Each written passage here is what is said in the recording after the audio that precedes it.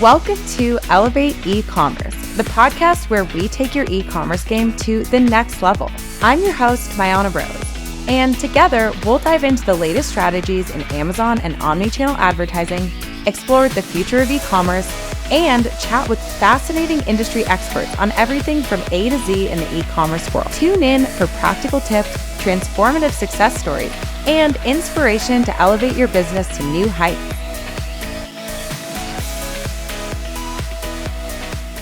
Welcome back to the Eva Elevate e-commerce podcast. So today I'm excited to welcome back our original host and CEO and co-founder of Eva. Hi, Mag.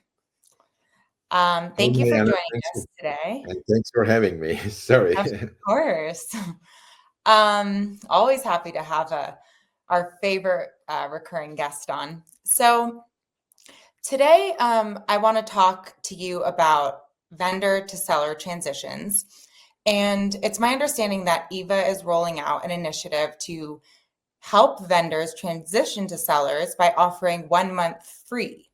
So I want to dive into what are the pros and challenges of transitioning from vendor to seller and how Eva helps make that transition smoother.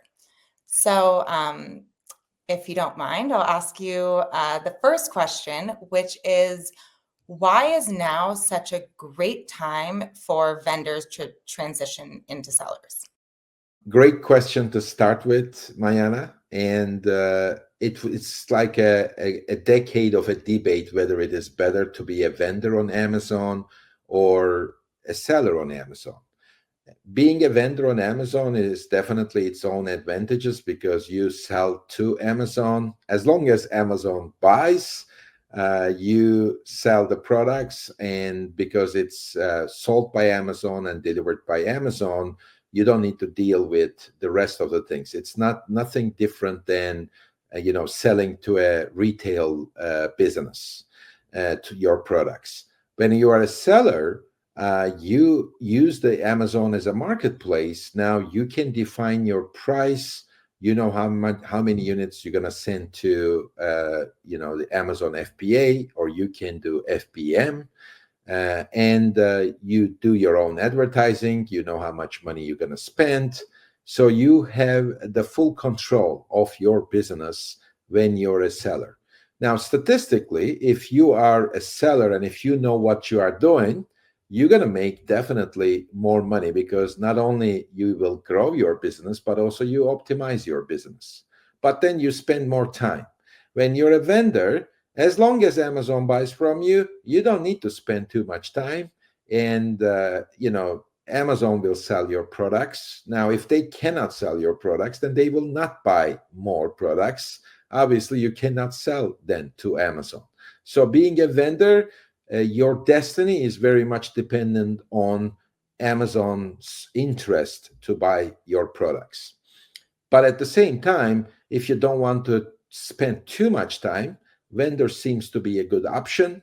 Obviously, you need to be invited by Amazon too. So it's not up to you. It's up to Amazon to invite you, to buy from you, and unfortunately, to terminate even the relationship when it doesn't make sense for Amazon. Now, why it is the right time? Because what we have seen in the last 3 months, although we cannot speak on behalf of Amazon, but that's what we see in the market, hundreds, maybe thousands of vendor accounts are terminated by Amazon. And why they are terminated? Because typically these accounts produce maybe 10 to 50K a month revenue, and they are referred as the small accounts or the small vendor accounts. We don't know if any account that is making $1 million a month is terminated, but we know a lot of small accounts that are terminated. So if you ask our advice, like what is the best thing to do, we will say, well, if you're a vendor on Amazon, then it is great for you to also have a seller account and you have a hybrid model. A lot of big vendors have a hybrid model. meaning that some products they sell to Amazon and the others they sell through Amazon.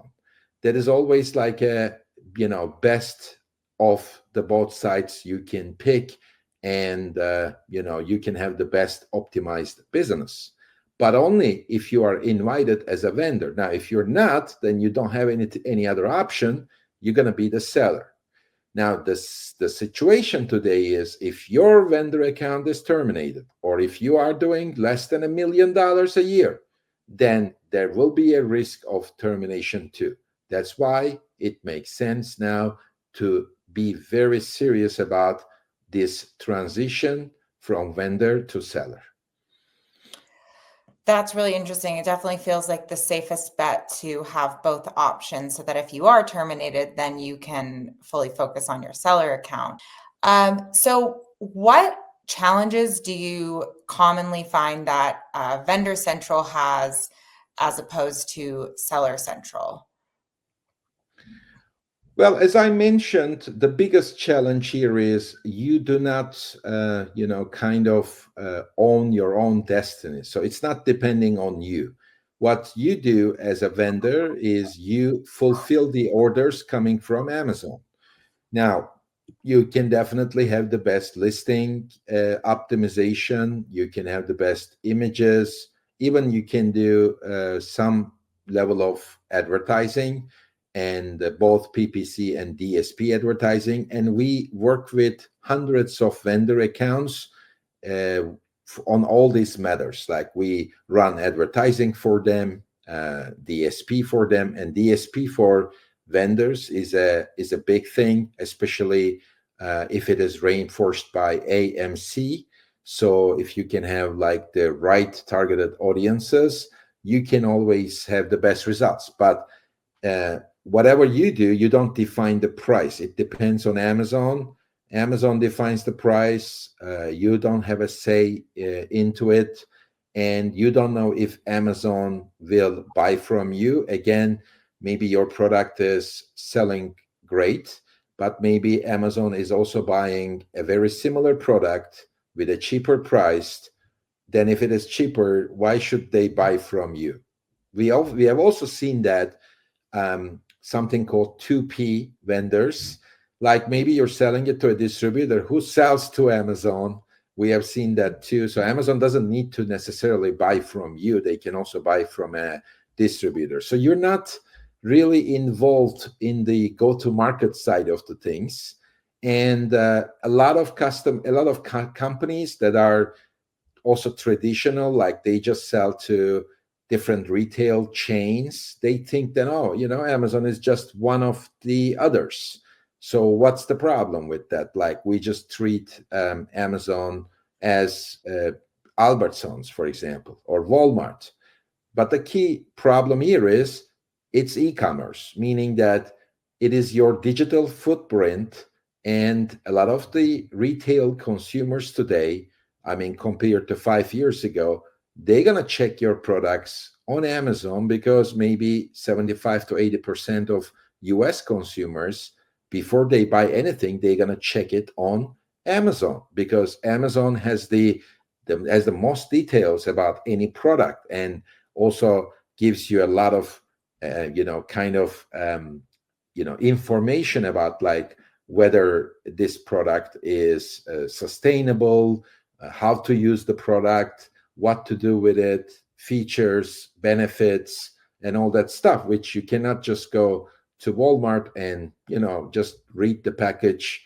Amazon will give maybe 10 times more information to the sellers, right? So in that sense, the digital footprint is extremely important, and to manage your destiny is extremely important too.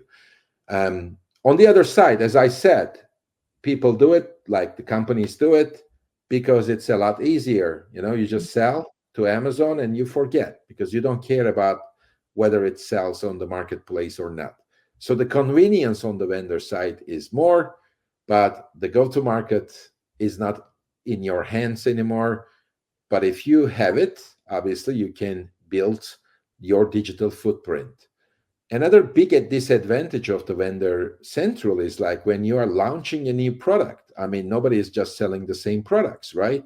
You may have different varieties, packing ideas, like different package sizes. You can have different colors, a new product.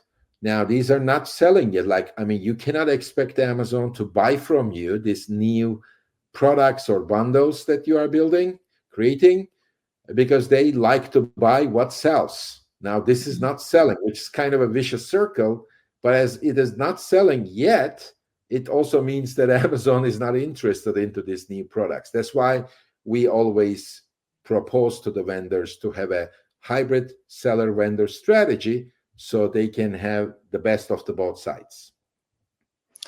That makes perfect sense. And it feels like it does make sense for the giant kind of enterprise brands that maybe have a ton of distributors and don't want to spend that extra time. But for brands that are looking to grow and scale and make their digital footprint and boost their visibility, which is one of Eva's specialties, seems like having that seller option would be really important. So can you speak to how having control over, and you already addressed this a little bit, but having control over that pricing and advertising and promotion and launching new products and being in that seller position aids profitable brand growth. And yeah.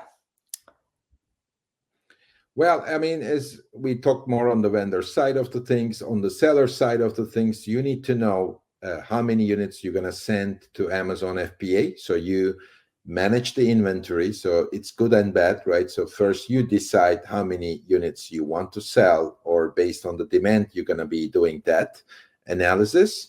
But at the same time, you need to manage the inventory on the FBA side. That will be managed by you. Now, the price is managed by you, which is a great advantage. You can define your own deals, coupon codes, promotions, pricing strategy. If you're selling more, you can define the price accordingly. Even Eva provides a dynamic pricing engine. Depending on every day's results, the price changes, which typically increases the profits by 10 to 15%. So there is a lot of, kind of advantages. Like, as long as you know what you are doing, definitely being on the seller central has big advantages over being a vendor. I mean, it's the absolute truth. But then you need a partner, and that's where we come in. As I said, Eva works with a lot of vendors, but with vendors, the primary focus of our work is to make sure the listings are done right, images are done right, but then focus on AMC, PPC, and DSP. That is what we do. Well, on the seller side, we provide full service account management, meaning that typically we have a 5-people team orchestrated by a brand manager.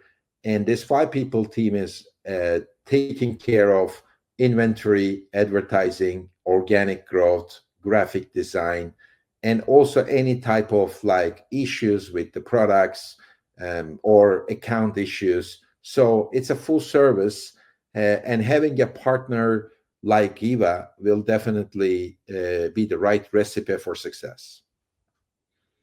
That makes perfect sense. I know I was speaking to one of our brand managers earlier, considering kind of expansion to another platform, and pricing being such a concern because it can also harm the relationships with brick and mortar vendors, or you don't want your Amazon pricing and to not have that control to then impact all of the other channels that you can distribute your product on, especially if they're helping boost that brand awareness. So yeah, you touched on how Eva kind of helps with that, with this whole team of people and the AI, the Eva AI, of course. And can you speak to how Eva's tools work to help brands onboarding from the optimization of product listings and effective conversions in making the switch? A very good question. And Eva has three main differentiators, which I think that's one of the reasons why a lot of brands like to work with us. And we call them the passionate brands. And when the passionate brands meet with Eva, they see three important things. Number one, we have the Eva AI. It's our own proprietary tech, and Eva AI optimizes the bids, creates campaigns, makes sure the right price is already there with the product, also defines the replenishment forecasting, and gives like a prescriptive analytics to the sellers as well as us, because we are also internally using Eva AI to manage the business. So pretty much everything we do is depending on the Eva AI and data-driven decisions. But this is just the one pillar of the differentiators, right? The second pillar is you need experts.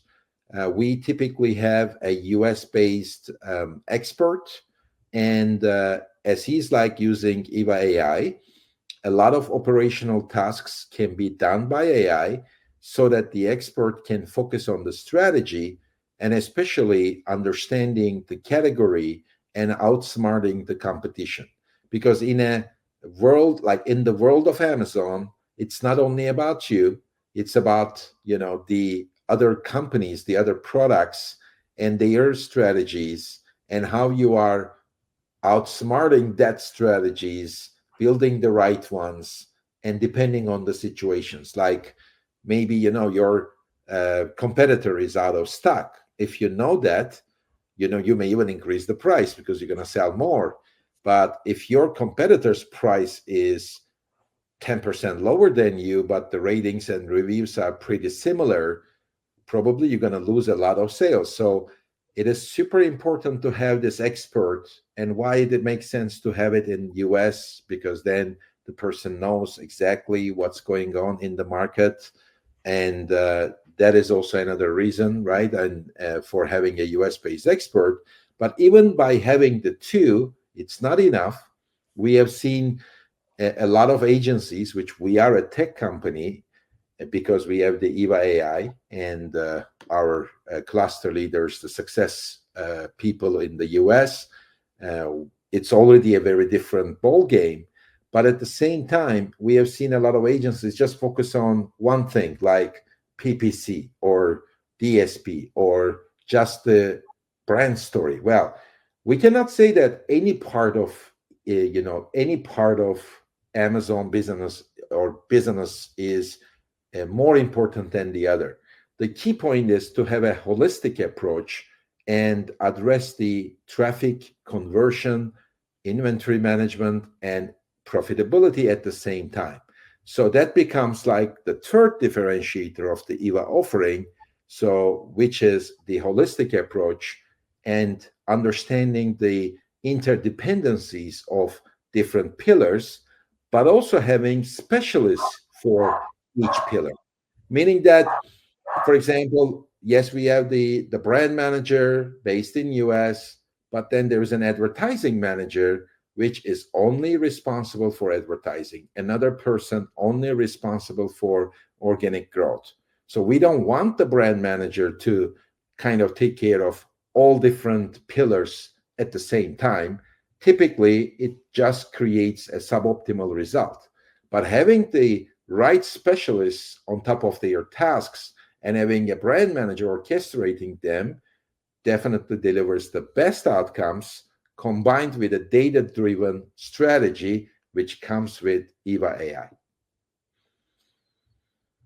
Sorry, I had my dog barking, so I muted it. But that makes perfect sense. And especially in the transition from vendor to seller, I could imagine Eva would give one the foresight to even know that perhaps it's time to make that transition, and that the brand managers kind of hold the brand's hands through that transition to make sure that their search ranking and everything kind of stays optimal. So You mentioned inventory management being a really essential part of that transition into seller. So how does Eva AI handle inventory management and kind of if you're running out of stock, if you just want to talk about that feature? Well, I mean, the key point is really always to define the right go-to-market strategy. So everything starts with advertising and ends with advertising. But inventory management is the key, because if you're a vendor, you just send the products to Amazon. But if you're a seller, then you need to know what you're going to send to FBA. Well, it's kind of simple in the beginning, like, because you need to send the products so that they can sell.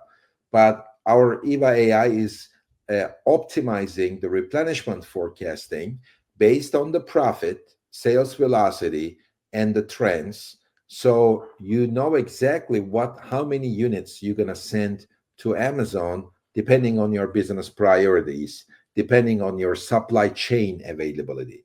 For example, if you need to restock 90 days of inventory and you have a limited budget, Eva will tell you precisely which products to send and how many units in order to maximize the profit.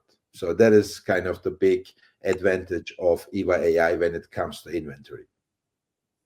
That makes perfect sense and seems like a very important thing to have everything be adjusted based on your inventory, so your ad spend and all of that, especially if you're taking over the full reins of running kind of the operations and logistics on that side.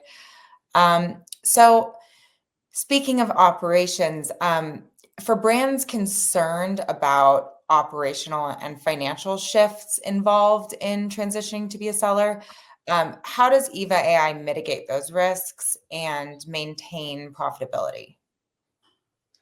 So, well, I mean, definitely if the seller account is managed well, the profit will be a lot better compared to, selling to Amazon, because Amazon has the buying power, and it's a huge power. So they will negotiate the best rates that the vendor has. But when you're a seller, you can maximize the profit because it doesn't depend anymore an intermediary, right? Because in a way that Amazon is already taking a part of this profit. To make it very simple, if you ignore the infrastructure, the whole FBA advertising and everything, and let's say it costs X dollars, whether you are a vendor or a seller, you still need to spend that X dollars for shipments, advertising, and all that stuff. Now there is a dollars, which is the profit. Now, on one side, you're sharing this profit with Amazon, and on the other side, you don't. And you can also even improve that profit because it's only you. Well, on the other side, there is an aggregated purchasing, right? Meaning that profit is the average profit that Amazon is making from maybe a couple of vendors that are selling the similar product. So they don't need to maximize your profit. They just adjust, based on the aggregated profit. Meaning that if you own if you own the destiny, if you manage the account well, at the end of the day, you're going to have a much better profit if you are on the seller side.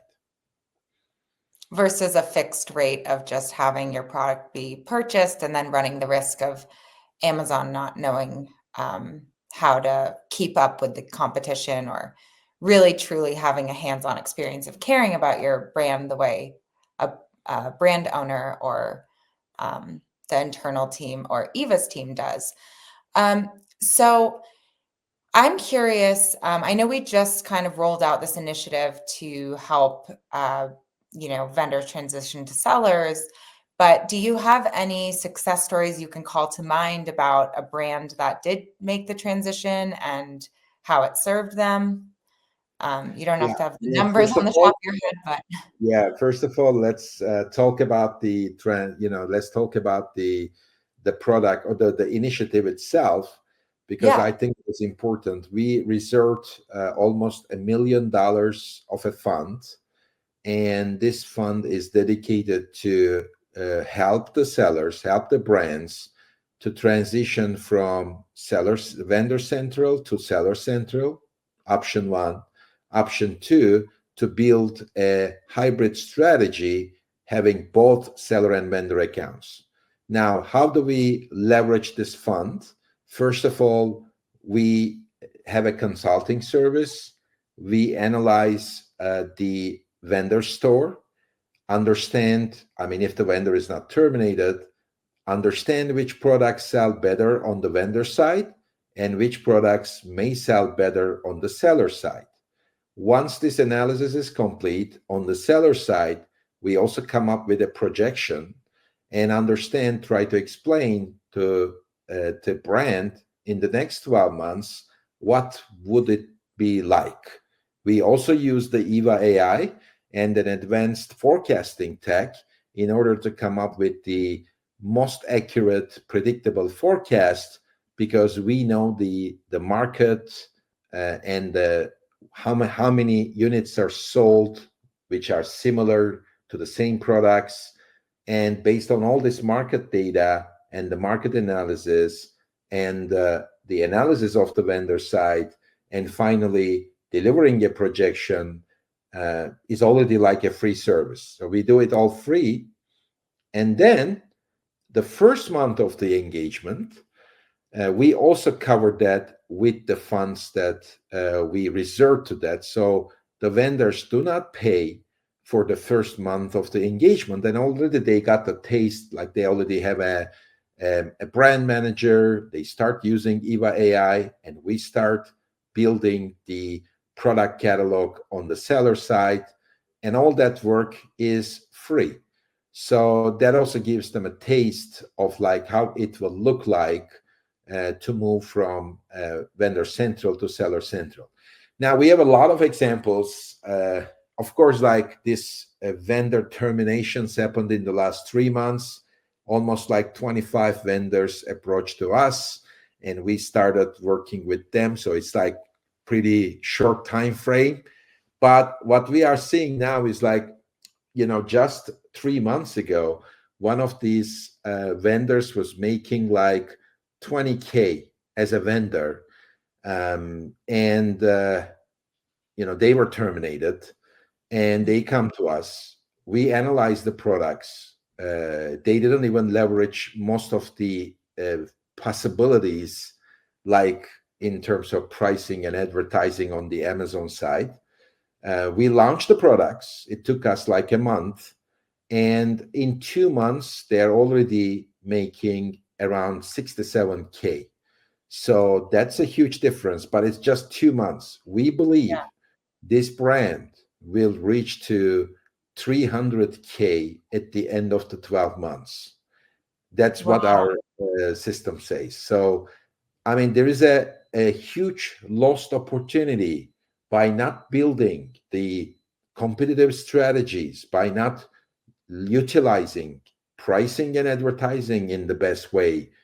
There's already this loss, right? I mean, it's an opportunity loss, because if you're a vendor, again, you're only kind of kept, the revenue is kept based on how much Amazon will purchase from you.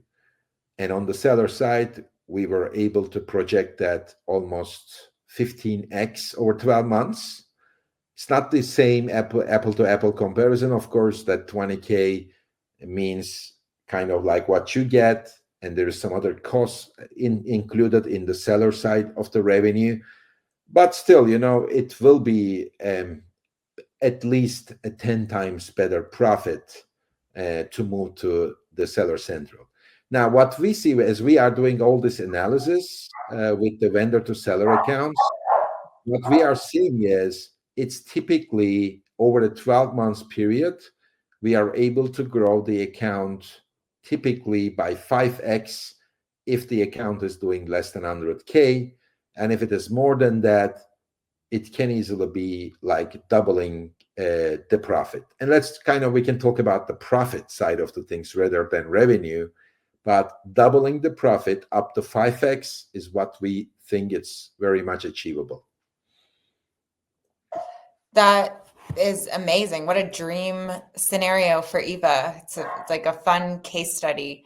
Um, I think that obviously it sounds like, to be expected that, some of your costs may go up, like your ad spend, but obviously it's all worthwhile when you can see the ROI on that really increase your profits. So that kind of answered my final question.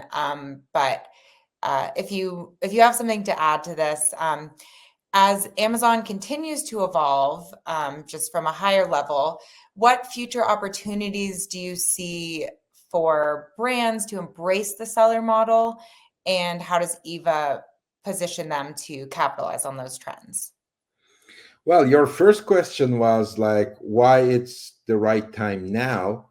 And I'm Mhm. just saying that it's already like always the right time. So I strongly urge all the vendors to come to us, take the advantage of the fund, and get the free study, and make sure that we analyze their market. We show them the potential, we show them the projections and how this can be achieved.